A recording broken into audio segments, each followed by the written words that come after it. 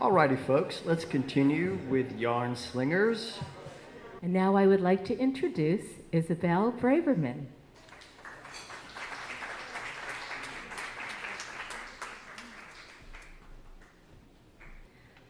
When I was younger, I was obsessed with being a spy.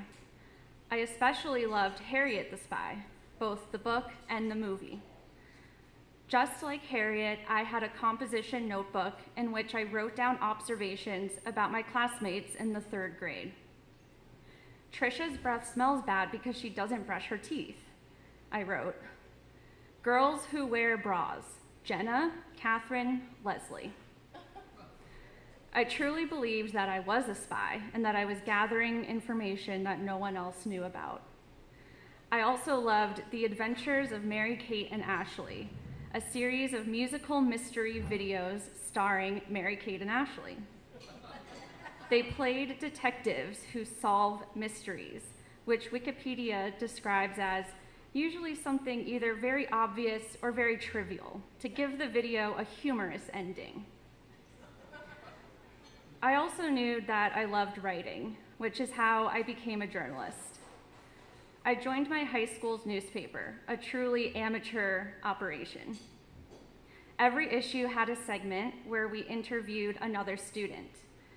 As a naturally shy person, I was happy to take this on because it meant I could ask people personal questions, but under a professional transaction. It was thrilling to ask someone, "What is your favorite color?" This led me to seek out a college that was known for its journalism department, and so I ended up going to Ithaca College and graduated with a journalism degree.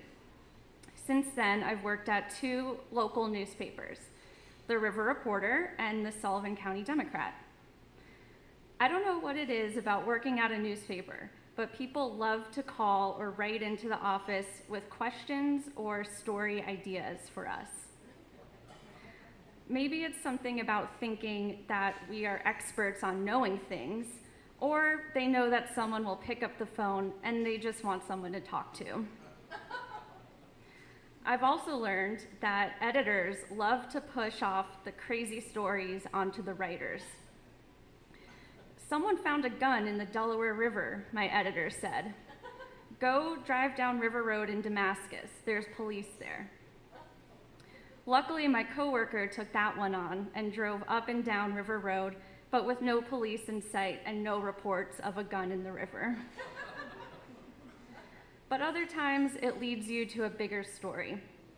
When our publisher called to say he saw smoke down the road, I went out with my camera to see what was on fire. I walked down the road and witnessed people having a barbecue at the Delaware Youth Center. I walked back to the office, incredulously shaking my head. "It's just people having a barbecue," I told my coworkers. But soon after, I started seeing posts on Facebook. "What's on fire? Is anyone seeing this smoke?" I called the county's Bureau of Fire. Smoke from the California wildfires had reached Sullivan County. I quickly put a story up on our Facebook to inform people. Sometimes you learn something you never imagined you would know. We received a postcard in the mail about old stories of the Loch Ness Monster being spotted in Loch Sheldrake, a small hamlet near Liberty that was the home of numerous hotels and bungalows during the heyday of the Borscht Belt. I called the Sullivan County historian. "Do you know anything about sightings of the Loch Ness Monster in Loch Sheldrake?" Well, it turns out he did.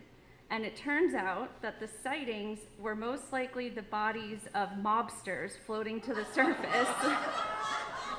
They were discarded in the lake during the 1920s when many New York City mob members came to the country to do their business. What I love about being a journalist is that there's always a story to tell, always more to learn, even within the small radius of where you live. You just have to be a spy in your own mind.